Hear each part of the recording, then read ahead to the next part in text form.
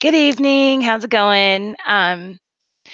Please apologize, my telemarketer headset. My husband gave it to me, so bear with me. Hopefully you can hear me okay. If not, let me know, and I will do everything on my end to fix it. It looks like the microphone is working. So I want to go ahead and take us through the writing day. Before we get to the writing day, I know you had said you were still a little bit unsure about the strategy discussion. So I wanted to go over that really quickly. So I'm going to share my screen with you.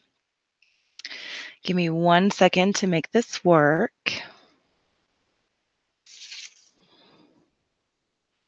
The computer is thinking, I apologize. Technology at its finest.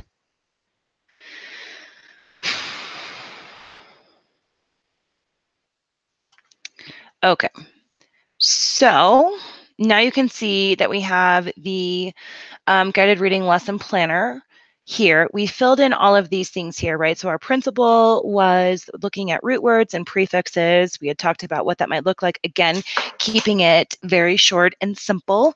Again, watch your time, really thinking about setting a timer for yourself. And then here we worked on the meaning, the structure, and the visual. I know there was some confusion with meaning and visual, but again, we're trying to make this work for higher levels. So at this point, we're really, for this visual information, we're getting kiddos to notice parts of words, tricky parts of words, anything like that. Because they are higher level, we might take it back to the meaning component of it, but definitely this visual part of it is just looking at the word and then just noticing those different chunks, or especially some of those trickier words for kiddos, just getting them to notice. Here in our comprehension discussion, I'm going to go ahead and write in because I think it's important. We had said, who is Sarah? And I think as a follow-up question, and again, this is totally editable. That's a funny word. Then you can adjust and change whatever you need to. And then I had added an additional question, how does she come into the story? So then that lends itself to them going back into the text and saying, well, first we start off with Caleb and Anna and Papa and things like that. So when we get here to this strategy discussion, this is where you have a couple of options. You can start with this daily miracle vitamin. I suggest skipping that only because that is really meant for lower kiddos. And again, it's much like this visual information that we had here. It's looking at parts of words and getting them to kind of notice the correlation between reading and writing. Because your kiddos are so much higher in particular, what you can do is skip this entire section. This is just basically telling you what to do. When we get to your lower kiddos, your lower level kiddos, like your level M's, then we can talk more about this in particular, which will help with that spelling component. But we don't, with this particular level, I wouldn't worry about that. What I might do, though, is connect to the word study principle or text. That comes back to what you did over here, this phonemic awareness or phonics principle. Remember, we had said that it was root words and prefixes, right? So then we might connect to that study principle. Like we had talked about, the word hitched. What does the word hitched mean? What happens if I add the word un to it, right? So it's just taking it back to what you've already done and applying it to the text. So that's another option. Then you could also do one of these, a teacher model, where you read, you model for them, and then you choral read with them. And it should be a very short chunk of text or some area that you notice within the moment that they're struggling with. I would say anticipate what's going to happen. So for example, if you look on the back side, page 2, where, like we had talked about before, where it's going back and forth between Sarah and Anna and Caleb, then I might really want to work on them, working on the fluency behind it and how we might read that particular part of the text. And then finally, your last option is you can ask or tell what a child did to help themselves. Which I like to end with anyway. So what did you do today that was really helpful? Okay, I want you to try that when you go back to your seat. If you don't have enough time for that, you can skip this if you work on something else. So let me recap. Don't worry about this daily miracle vitamin. Not yet. We'll come together and look at it for our lower groups. Choose one of these two. Either connect back to that word study principle or where you do a model and have kiddos read. So those are your two options, and that's how you're going to end your time with your kiddos. So again, it's 20 to 30 minutes, and this would be lesson 1 here. You have filled in all of these other things. So now it's day 2. So remember, we have a reading day, which happens on a completely separate day than writing. So here we've got 3 separate areas. We've got an assessment. So every single time you're in a writing day, you're going to take a running record, which eliminates some of that need for additional testing and things like that. You're going to have a better idea of how your kiddos are doing. So you're going to choose one kiddo. So for instance, I just took one of the names that we had, and it doesn't have to be this kid, but I mean, it doesn't really matter. We just want to make sure that we are reaching all of our kiddos. So let's start with Shane, and we're going to do it on the same book that we just did, or this Sarah Plain and Tall chapter 3. So I'm going to add that in, Sarah Plain and Tall chapter 3, level R, right? So this is just for our, just so we know exactly what we're doing, and we want to make sure that it matches with the work that we did up here because we had already chosen Sarah Plain and Tall. Okay, so then what you're going to do is you're going to take a running record on your kiddos. I can give you a running record sheet. What happens with our highest level kiddos is that you're going to be writing down a million check marks. So my suggestion is to write down what are the errors that they made, right? So if they're saying, for instance, the word is hitched and they said high, right? So we put high over hitched, and then kind of take note of what they're doing there. So we're just going to take a running record in between here, right?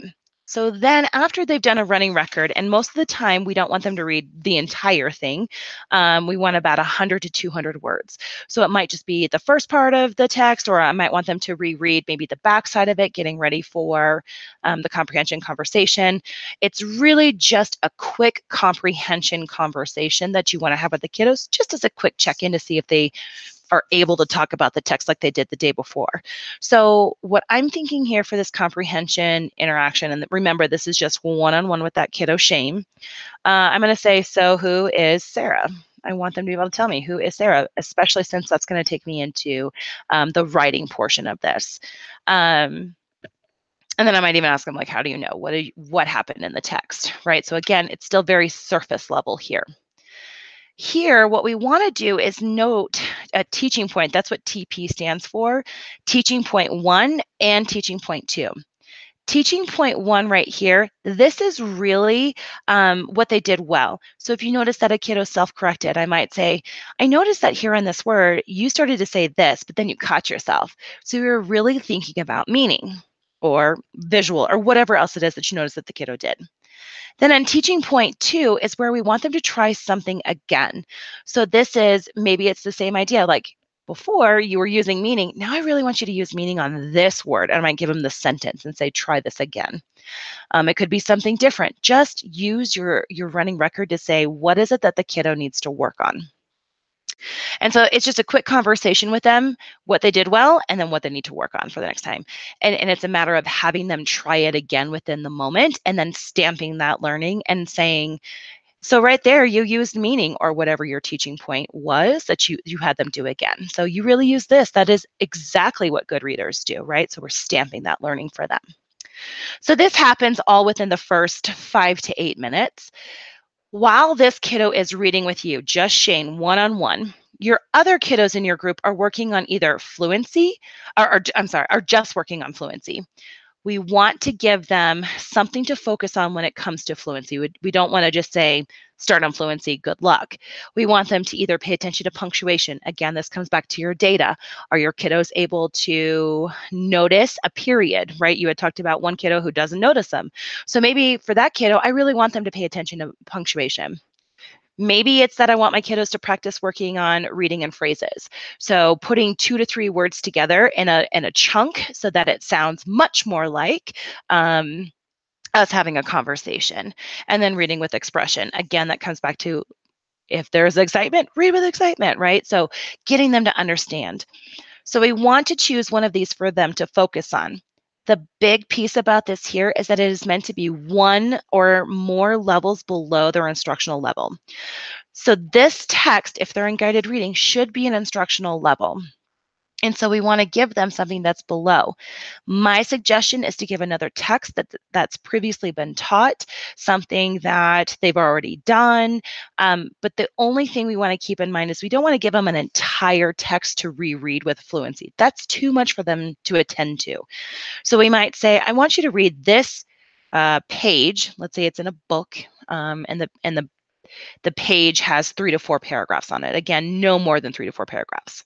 As you're reading, I want you to really attend to that punctuation, right? And you might even model it for them and then let them try it on their own as you are reading with Shane. And then after all of that, you've done all of your, let me back up. So now I've explained those 2 parts. So the first, when you sit down with your kiddos, it's going to be, and this feels very weird, so I'm going to turn that off so you can see my face. So it's going to start off by you sitting down with all of your kiddos. You have them all in front of you. You might have Shane sitting right there next to you, since that is the kiddo that you had chosen to do the running record on. So then you're like, okay, Shane, you're going to read Sarah Plain and Tall with me. You other kiddos, I have pulled out these other texts, and it doesn't have to be the same for every kiddo. We probably want something different based off of what they've been able to do. So then I'm going to say, who are my other kiddos? So I'm going to say, Gracelyn, I want you to read this text, and I want you to really focus on punctuation, something we'd worked on. I want you to read this section of the text, and I want you to read it as many times as you can. You might even have a sticky note next to them and let them tally each time that they go through, they read through it fluently. So it gives them something else to do rather than just rereading it multiple times. Okay, then my next kiddo, Holden, I really want you to read this particular text, and I want you to work on reading on phrases.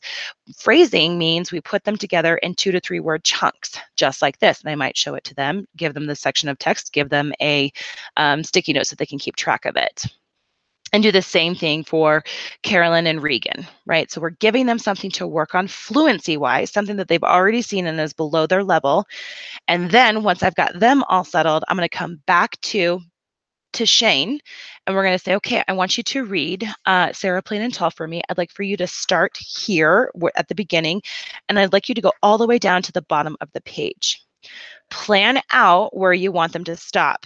At this point, we want to be able to say, I want you to start here, and I want you to stop here. So a kiddo has something to kind of a goal to reach, right? And we don't want them to read the whole thing. That's going to take you too long, and you're going to be doing running records pretty much forever. And remember, we only have that 5 to 7 minutes in order to work with a kiddo there. So then you are taking a running record as that kid is reading this text to you. After, and everyone else is still doing their fluency reading, right? And they're taking their tally marks and things like that. So then after this, the kiddo reads, I do a running record with them. Then I'm going to have a teaching point 1 and teaching point 2. And that's where I'm going to say, teaching point 1, what you did well. So I really noticed that you saw the word shoveled and you found chunks of words in there. That was excellent. I'd like you to try whatever it is that you noticed from the running record. If you notice that they weren't using chunks, focus on that. If you notice that what they were saying didn't match what was on the page, then I might say something like, so while you did a really great job, right, teaching point 1, you did a great job of finding chunks of words. That's exactly what good readers do. I want you to go back and I want you to try again on this particular section, and I'll show them where I want them to go. And as you're doing that, I want you to make sure that what you're saying matches what's on the page. So I let them try it again. If they get it, I'm going to affirm. I'm going to reinforce. You really look to make sure that it matched what was on the page, because I noticed when you read it the first time, you said whatever it is, and this time you fixed it. That's excellent. We make sure that what we say matches what's on the page. If they don't get it right away, then I might say, something tricked you again. I really want you to pay attention, right? Matching voice and print. They still don't get it. I'm going to say, I want you to look at this word. What is this word? Yeah, what we say matches what's on the page, and then I have them read it again. So again, it comes on a scale, right? I'm going to start with the least amount of support, and then I'm going to keep moving down that continuum. No more than 3 tries. If they aren't getting it by the 3rd, give them the word, look at the word in particular, and then talk about it from there. So you finished, right? And then you're going to say, okay, Shane, I want you to keep reading, right? So then they can read the backside of this. Then I'm going to check in with my other kiddos, Gracelyn, Holden, Carolyn, and Regan. I'm going to check in with them and see how they're doing on that punctuation. So I never just leave them off to the side and say, good luck, right? Not all of my attention goes to this particular kiddo, Shane, as he's reading. I'm going to check in with the other kiddos and see how they're doing with their fluency. So I might check in with Gracelyn. Okay, you were really working on punctuation. Great job. Let's keep going with that. Or try this again, or something to that effect, right? So we're still prompting, we're teaching, we're reinforcing in any chance that we can with the kids. And again, this should only be about 5 to 8 minutes. So I'm going to go back to sharing the screen, and hopefully it doesn't freeze on me and have me staring at you blankly. There we go. So then here, you might even add on, who do you want to pay attention to punctuation? So here I might add in, I want Gracelyn to work on it. I think there's 2 N's, I'm not sure. Yep. And then maybe for phrases, I really want Holden to work on that, right? So you can add in who you want them to be, make it bold, color code it, whatever you decide to do so that you remember it. And this is kind of your reminder that after this running record here, you're listening in to students read 1 to 2 sentences. Again, brief, super brief, so you can give some of those teaching points and get to all of your kids. You do have a lot in this particular group. You have 5 of them, and so it's going to have to be super snappy and fast. Okay, so that's the first part of the writing day. It's really just checking in to see how they're doing. Then, after we've done the running records or whatever, I would say, okay, time to put everything away. Let's move on to our comprehension discussion. So this is where we have a chance to go a little bit deeper with that comprehension versus on the first day where it was super surface level. It's really just starting with the retail. If they're at that point, these level R kids are probably ready for something else. So super surface level, very literal understanding of the text. Here is really where I'm going to be able to go a little bit deeper. I know as we were kind of thinking about prompts that we wanted the kiddos to write about, we had kind of come up with like how someone is feeling, right? And this is where you might be able to, or not where you might be, check in with your standards. So this is where we might be able to say, okay, I noticed that and let's go ahead and pull that up. So if I'm here, I'm going to look at 3rd grade fiction standards. So I'm going to read the standards. English language arts, I want literature, and I want grade 3.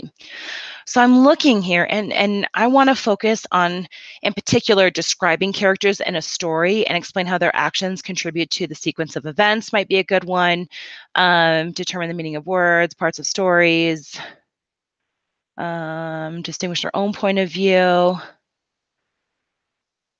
I wouldn't start with central message or lesson, knowing that this is a snippet, so I may not focus on that. What I really want to work on here is describing the characters in a story, especially when it comes to feelings. That's what I want to focus on. And so that's going to be standard 3.3. So when I come back, and hang with me, I've got so many tabs open. There we go. Okay, so when we come back here, we might even add in our standard RL.3.3. And then describe character feelings. And then I'm going to add in my writing prompt. I always come to this first. I just took out those lines, they're driving me crazy. And then I'm going to add in my actual question here. And then I'm going to come back to how am I going to start before we get into this writing prompt. This is one question that I want kiddos to be able to do when they're writing. I want them to be able to write the response.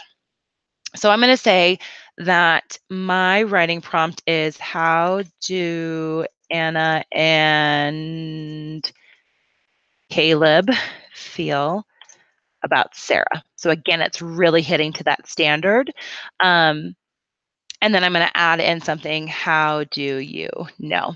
Now in 3rd grade, they do not have to cite evidence. You could have them do it. I think it's a higher level skill in order to be to synthesize their learning. So I would suggest that you do that first with them. If you get to the point where you've been working on it and they're totally good at it, feel free to do that. But I think that we really need to work with the standard.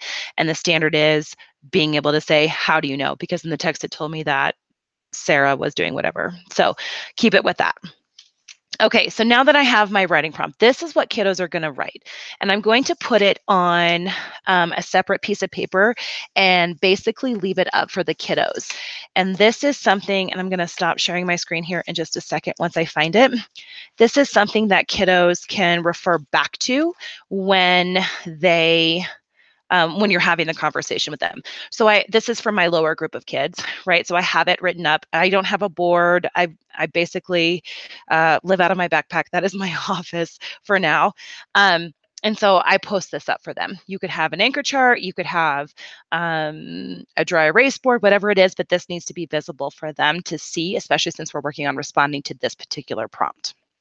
So you have something like this. There are 3 types. I'm going to go back to sharing my screen. Let me share the right one. There are 3 types of writing, and I'll talk you through them, and I'm going to take a video of myself, on both the writing day and on the reading day, and I'm going to show you the different types of writing. Normally, but let me take you through the 3. So the first one is interactive. This is where you do it together. You all write on one piece of paper, and you basically work on the prompt together. And I'm trying to find an example of that, but I will come back to that as I will keep going with what we're doing here. So interactive, you work on it together, you have one prompt, you all write the same thing on one piece of paper together and you share it. That means that kiddos are practicing on their whiteboards, things like that. But there is one piece of paper that kiddos are writing on all together. So the whole group would be writing on one piece of paper. The other one that we have is dictated. That is where there is one sentence that we want kiddos to write. So for instance, I don't have the examples out of my car. So basically what it's going to be is there's one prompt, Sarah feels sad because, right? So that's my one sentence. And then everyone is going to write that exact same sentence, and we'll take it piece by piece in their own writing notebooks. So dictated is where I tell them, or we tell ourselves, what we're going to write in our particular notebooks. I can show you an example of that later. And then finally, we have independent. This is when they do it completely on their own. So for your 3rd graders, then knowing that this is really meant for levels 1 through 24 to 28, we might want to stick with this independent writing portion of it. We'll have the conversation, and then as they're sitting there at your seat or at your table, they'll be doing the answering to the prompt, and you can give some feedback or focusing on the spelling or whatever else it is. So I'm going to say that we're really going to focus here on independent. So I'm going to highlight it. And then I'm going to write my response. And I came up with something pretty quick. But again, writing this exemplar response is vital in any aspect of this, right? So interactive, I might want to think about which words I'm going to give to them, which words we need to work out together. Same thing with dictated. And independent, I want to know exactly what I'm looking for in their response. So I went back into the text. And then here's what I came up with. It's not perfect, but it's a start, right? And as I start going through it, I might notice that I'm missing some things, especially as we're with kiddos, but I want to be totally prepared as possible. So I'm going to put in Anna and Caleb are nervous and excited to meet Sarah. I know this because Caleb worries if his face is too clean. And oops, oh my goodness. And asks Anna if Sarah will like them. Anna is worried that her family may not be perfect for Sarah, like the stone that she gave her. So follow your race response, follow whatever it is that you normally do, but write the response that you want to see. with the explanation behind it. So we always want to include that as well. So I have my writing prompt. I want them to be able to describe the character feelings. How do Anna and Caleb feel? With a lower level, I might stick to one character. Maybe one that's not so obvious, like Anna. She doesn't talk as much. It's really just about her thoughts. So then I might say, how is Anna feeling? Or even Sarah, right? So you could switch it up, make it work for you, knowing that we're pushing our kiddos to be able to really break down that prompt too. Okay, so now that I have my exemplar response, and I might even just label that exemplar. And then I can take notes down here on how kiddos are doing once I print this out. But here, I know I want to get them to describing the character feelings, how Anna and Caleb are feeling. So what I might start with is, this is the ultimate goal here. This writing prompt is really my ultimate goal. So I have to think about, if I'm going to get them to character feelings, I don't want to just jump into that, right? Because I haven't talked to these kiddos since yesterday, the majority of them, right? I haven't talked to them since yesterday about the text. So I might even start in, and I don't want to do a retell again. I've already done all of that. We're going into something deeper. So I know in order to talk about feelings, they need to analyze how a character, what the character is saying, thinking, or doing. So I might say, let's see, take me through what Caleb says before Sarah arrives. So this comprehension conversation is really about getting them ready for this writing prompt without giving them all of the stuff that they need or all of the answer, right? This is just setting them up for success. And then I might say, because Anna doesn't do a lot of talking, what about Anna? And here is where you're going to write your exemplar response. Exemplar response. It is really hard to type when you know someone is watching you. Okay, exemplar response, right? So what about Anna? And I might add on a follow-up to that. Does she say anything? What does she think? Anything, right? Like, I'm working towards this, right? Knowing that, sorry, there's so many noises. I'm going to start with this. And if they aren't getting to the place where I want them to, like if they're not able to give me the exemplar response, I'm going to move on to this. Does she say anything? Oh, no, she doesn't. So what is it? What's going on? Oh, okay. So what is she thinking? So maybe I'm just going to add this. What is she thinking? Right. And then I add my exemplar response. So this is the conversation that happens before we get to this writing prompt. Okay, so don't worry about this part right here. So this is the writing component. This is going to take the majority of your time.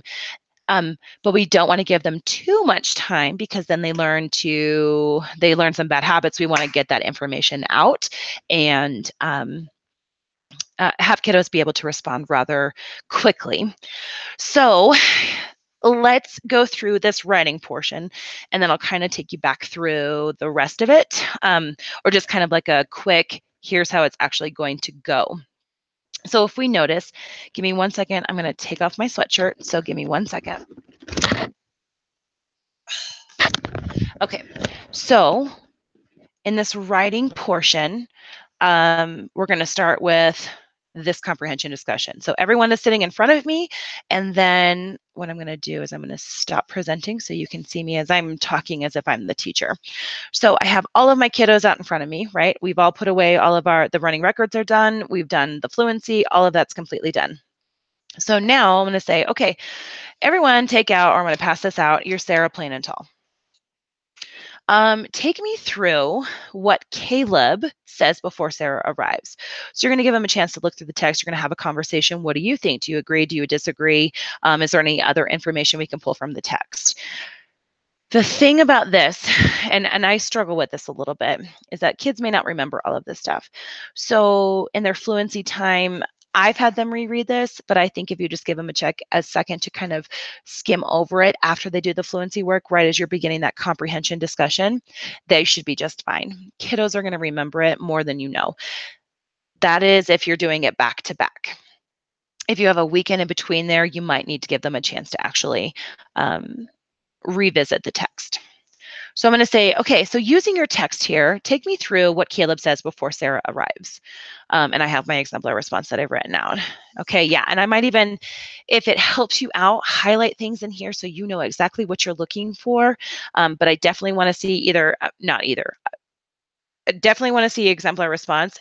It's possible if it works for you that you could do a highlighting of this, but definitely write the exemplar response. Okay, so we talked through what Caleb says. Oh, Caleb talks about, of course you will like us. We are nice, he added, making me smile. And then I'm going to say, well, what about Anna? So now I'm having a conversation again with my kiddos. We haven't started writing anything. It's just a conversation. So we're going to say, so talk to me about Anna. What about Anna? What does Anna say? Right, I'm going to start with what does Anna say? So they're going to say, oh, Anna doesn't say anything, or they might pull out something that's really not pertinent, right? I'm going to say, okay, but talk to me about how she's feeling. How do you know? And they're going to say, well, she's feeling whatever. Well, how do you know? We really want them to get to, does she say anything? No, she doesn't. She's thinking a lot of things. And that's where we're getting to the evidence on the backside. So if they're not getting there fast enough, I'm ready to give them additional prompts that are going to get them to the particular place I want them to. So let's say they're able, through my amazing questioning, they're able to get to that exemplar response of that she's thinking, that she wants them to be, that she says, or she's thinking, I shook my head, turning the white stone over and over in my hand. I wished everything was perfect as the stone. So I really want them to pull that information out. Then I'm going to move into my writing prompt. So let's pretend it's on this piece of paper here. Here's our writing prompt for today. So now that we've done all of that thinking, I want us to take what we just talked about, and I want us to say or answer the question, how do Anna and Caleb feel about Sarah? How do you know? So on your own piece of paper, what you're going to do, and it can be in journals or whatever else you decide to do. So what I want you to do is respond to this question in writing, and I'm going to check in with each one of you. If you need support, it's right here, this prompt, and I'm going to work with you individually. And I'm going to let them write on their own. Knowing what my exemplar response is, I'm going to keep giving feedback. If I notice that they didn't restate the question, then I'm going to make them go back and restate the question. Cross it out. Have them write in pen, because they're going to sit there and they're going to take forever when it comes to, if they write in pencil, then they might erase things, and then that takes forever, and we don't have that time. So give them a pen, cross it out. If you don't like it, move on to the next thing. What I like to do is have a blank piece of paper as well. Sometimes it's easier just for them to write on it. That's your choice. We normally do that with a lot lower levels. At this particular level, at an R, they should be able to attend to writing the actual words and putting it on a line, but I leave that up to you. And I can show you some examples at another time. So now kiddos are working, right? This is here. I'm leaning in with all of my different kiddos. I'm giving them feedback really based around my exemplar response and knowing that the focus is race. So did they restate it? Great. I'm making sure that everybody restated. I'm going to give them some feedback around that. Not saying don't forget to write in race, because then we're giving it to them. So I might start by saying, when we write a response, how are we going to start this if I'm noticing a kid is struggling with it? And then if they're not able to, they should be able to say, oh yeah, I need to write in race. I need to restate the question or restate the prompt. And so I want them to tell me, okay, I want you to say Sarah or Anna and Caleb are feeling blank. So they know that that's how they need to start. I know that's step one. So that's what I want to get feedback on first. Then the next part is going to be, if they're spelling something wrong that's in the text, I might point them in the right direction and say, there's a word in there that's in the text that you should know how to spell. Then I'm looking at their particular answer. Is their answer on track? Are they able to tell me what in the text happened that led them to believe that? So I'm really working through that race response in order to give them feedback. And again, that exemplar response is really where my power is coming from. I know exactly what I'm asking them for, and I know that I can support them in that way because it's there and I can always refer back to it.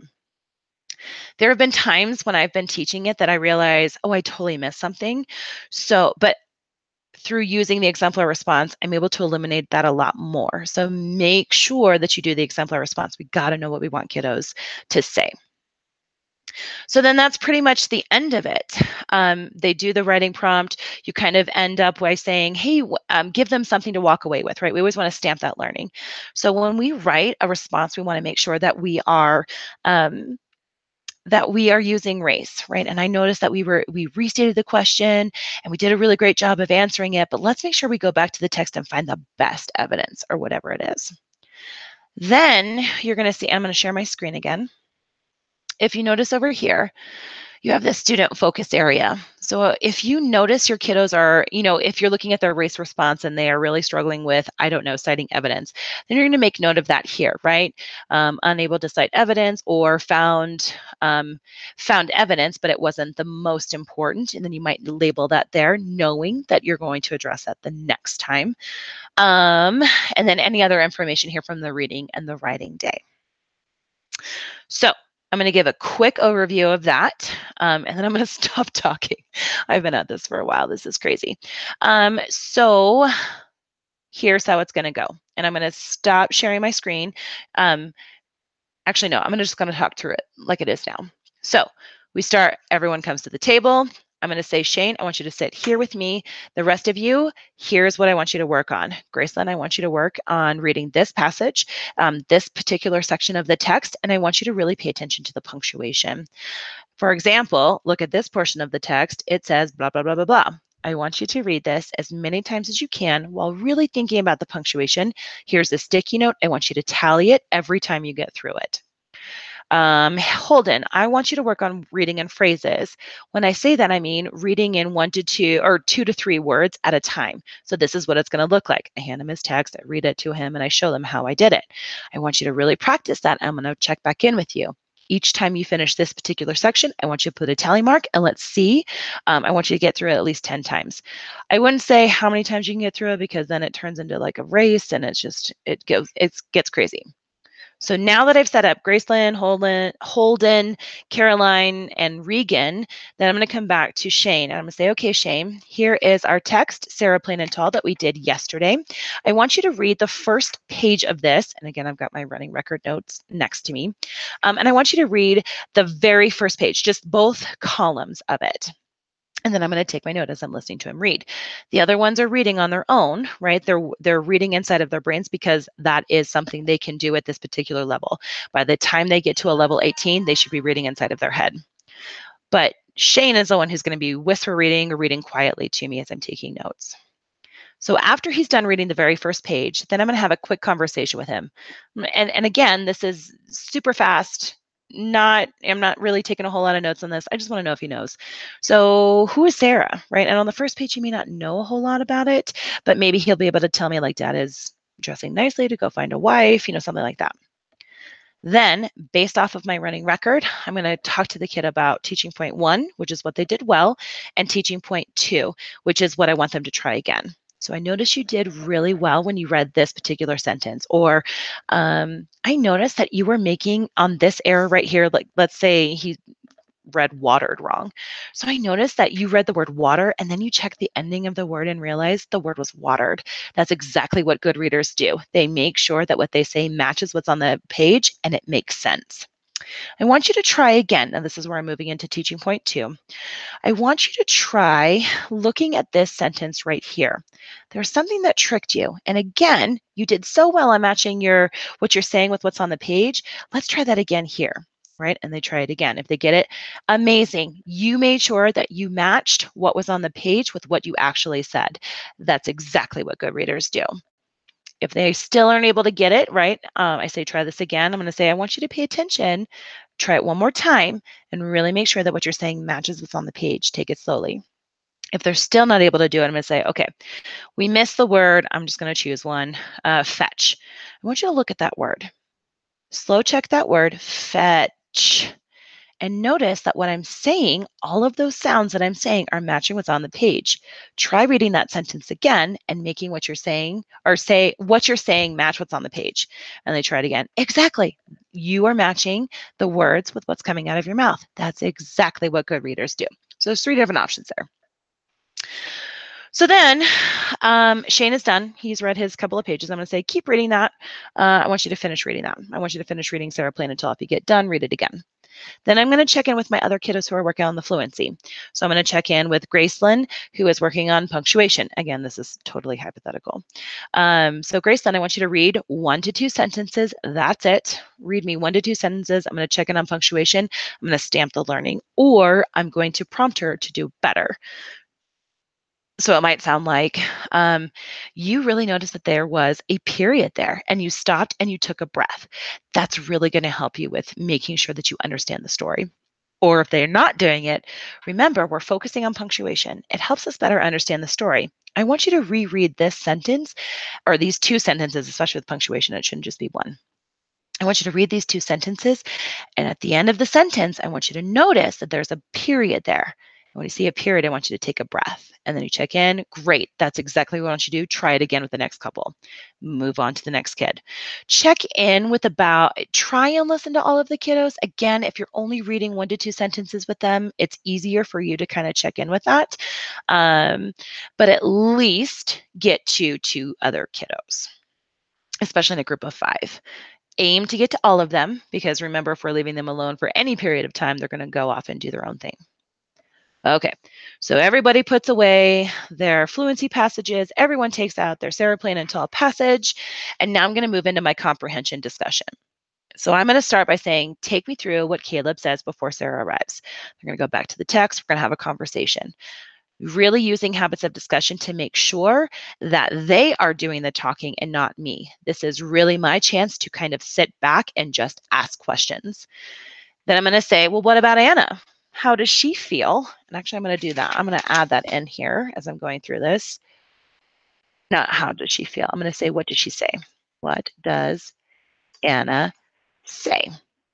They're going to say, oh, she doesn't say much of anything, right? Or I'm going to say, well, is there anything else, right? We could think about what are her thoughts? Is she thinking inside of her head, knowing she's the narrator?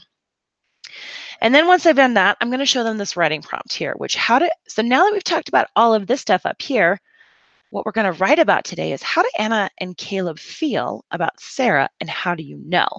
So I'm going to post the prompt up for them, and I'm going to say, on your pieces of paper, in your notebooks or whatever else, I want you to write your response to this. Think about what's going to make a good answer for this.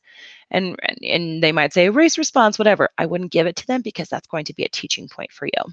And then they're going to write this. We've chosen independent. Here is our exemplar response. I'm going to check in with my kiddos, especially when it comes to race. Are they restating? Are they answering? Are they citing? And then come down to spelling. Like, you have that iStation data, or you might even have anecdotal notes on patterns that they might need to pay attention to. My biggest thing with 3rd graders is, if the word is in the text, you better not misspell it. So those are another one of those things. The more you can prompt broadly, the better. The more specific we are, the more dependent they become on us.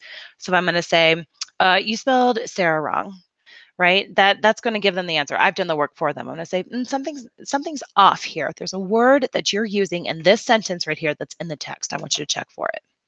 So again, be more broad in your questioning. Then they work on this for the remainder of the time. You take any notes over here as far as what you're noticing. And then any other additional notes from the 2 days, because that's going to then support your thinking and what you're working on with them in the next group. So I think that is it. I feel like I have talked your ear off. Lots of notes, lots of things to think about. I'm going to look over the documents you sent to me. I have a couple of other things that I need to take care of, and then I'll get back to you on that. But keep in mind, you're going to flub on this a couple of times, right? The more planned out you are, the better. The more you can anticipate what they're going to say, the better. The more exemplar responses you have, the better prepared you're going to be. So this is really what we're talking about when we say being prepared, being explicit and specific on what you're really looking for. That's going to set you up for success. What's nice about this template is you can just fill it in, right? And even if you're wrong in it a couple of times, that's okay. Let's try the structure. I want you to really fill it up as much as you need to. Don't waste time rewriting it. If you have arrows, whatever it is, number it, make it work for you. Don't waste your time rewriting it. I used to do it too, don't get me wrong. I would rewrite if there was one error on the page, and that just got ridiculous. Start labeling things, right? That's all of your good thinking. Don't lose that, and don't waste the time on that. You have a lot of other things to do. So I think that's it. If you have any questions, I am always available. Tomorrow is a little bit of a tricky day, but I'll be home around 7:30ish after probably 8 once I get kiddos to bed. But I'm going to take a look at it. I'm going to send you some notes if I have any, and know that this takes time. This is something that you're going to work on to master. And the number one way to do it is to jump in to try. So it's going to feel a little wonky at first. Don't worry about the schedule right now. That is something that is, it'll come in time, right? Take it one day at a time and it'll start making more sense. One suggestion I have for you as far as that schedule is concerned, if you're going to rewrite it, great, rewrite it.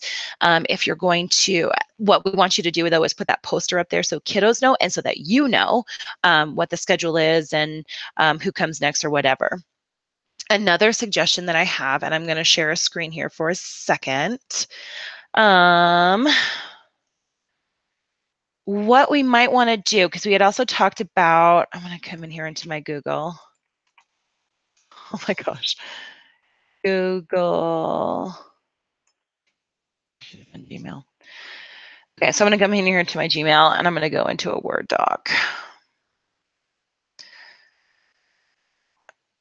This is not my work one, so bear with me. I'm going to go into my Drive. So I can start with a new, oops, cancel. I want to do a new Google Doc, right? And this is the way that I kind of keep track of it for myself. And you had done this before when we were meeting together, right? You create your table Monday, Tuesday, Wednesday, Thursday, Friday. I'm going to add another one for the time. And then 1, 2, 3 groups, an extra one. I'll add an extra one here. So this is going to be the time.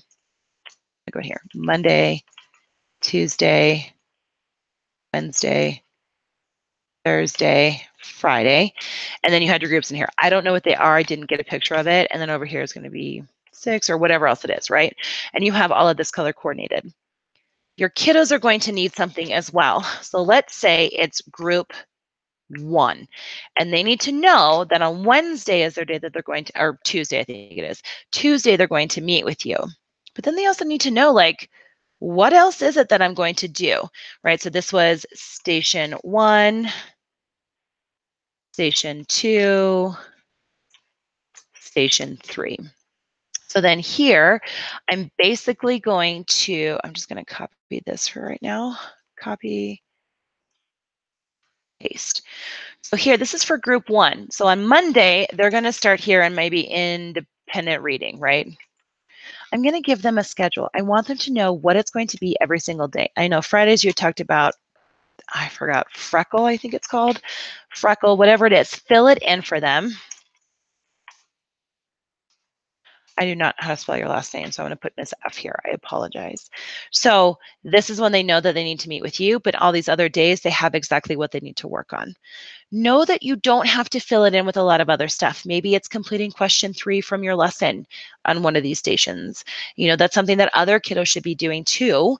So it doesn't always have to be something filled up with stuff, but we definitely, maybe we say written response. When I was in my classroom, I made sure that one of their stations was always doing something on their own from the lesson. So it might be answering question 4, or it might be doing the exit ticket, or whatever else it is. This is another additional time that you can use and have kiddos to do it on their own during their specified time. And it keeps it like you have 20 minutes. If you get done, you can just independent read, one of those things. So my suggestion is to really make one of these for each one of your groups so they know exactly what their schedule is based off of your master schedule. Okay, I said I was going to stop talking and I didn't, so I'm going to stop now for sure. If you have any questions, email me. You can call me. My phone number is at the bottom of my email, my signature. It has my cell phone on there. I'm always available. If I don't know the number, I don't always answer, but I promise to check my voicemail. So you're going to do great. Just try it out. Jump in. That's the best way to do this, right? You have a lot of supports there to help you, and know that you're going to get this, right? This is a process and you're going to get there. So I hope you have a great evening. I'll see you later from the mountains. Peace out. And I will see you on Wednesday during your plan time. Bye.